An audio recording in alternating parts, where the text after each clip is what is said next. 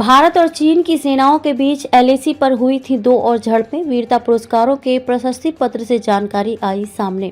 भारत और चीन की सेनाओं के बीच वास्तविक नियंत्रण रेखा एलएसी पर दो और झड़पें भी हुई थी, जिनके बारे में पहले पता नहीं चला था। भारतीय सैन्यकर्मियों को प्रदान किए गए वीरता पुरस्कारों के प्रशस्ति पत्रों में इनके उल्लेख से ये जानकारी सामने आई है। सेना ने इस मामले में तत्काल कोई टिप्पणी नहीं की है। पिछले सप्ताह सेना की पश्चिमी कमान द्वारा एक अलंकरण समारोह में पढ़े गए प्रशस्ति पत्र में इस बात का संक्षिप्त विवरण दिया गया था कि कैसे भारतीय सैनिकों ने एलएसी पर चीन की पीपुल्स लिबरेशन आर्मी पीएलए के सैनिकों के आक्रामक व्यवहार का दृढ़ता से जवाब दिया था।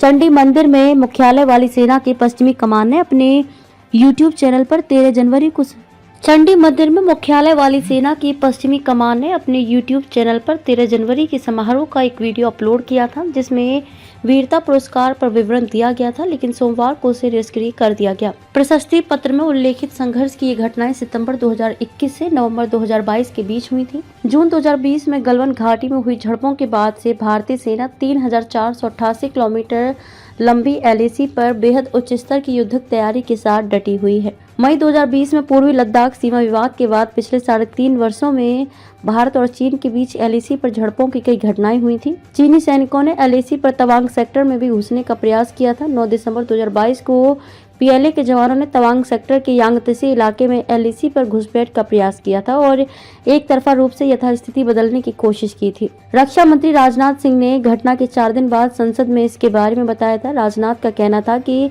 चीनी सेना के प्रयास का भारतीय सैनिकों ने दृढ़तापूर्वक मुकाबला किया। सूत्रों का कहना है कि चीनी सेना के घुसपैठ के प्रयास का दृढ़ता से जवाब देने वाली टीम में शामिल कई भारतीय सैनिकों को भी अलंकरण समारोह में वीरता पुरस्कार प्रदान किए गए। उस वर्ष 13 दिसंबर को राजनाथ ने कहा था कि आमना सामना होने के बाद झड़प की नौबत आ गई थी, जिसमें भारतीय सेना ने बहादुरी से पीएलए को हमारे क्षेत्र में घुसने से रोका और उन्हें अपनी चौकियों पर लौटने को मजबूर किया।